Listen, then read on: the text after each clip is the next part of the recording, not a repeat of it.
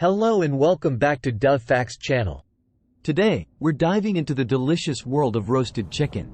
Not only discussing its incredible health benefits but also showing you how to prepare it in a way that will leave your taste buds dancing. But before we get started, let's talk about why roasted chicken is such a fantastic addition to your diet. First and foremost, roasted chicken is packed with protein, essential for muscle growth and repair. It's also a great source of vitamins and minerals, including B vitamins like niacin and B6, which are vital for energy production and metabolism. Now, let's talk preparation.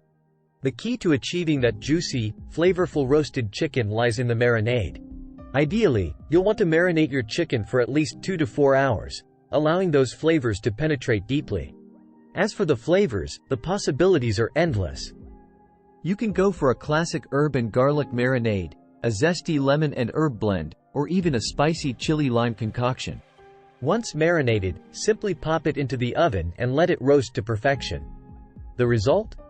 Tender, succulent chicken with a crispy golden skin that's sure to impress even the pickiest eaters. Now, before you indulge, remember the golden rule: moderation is key.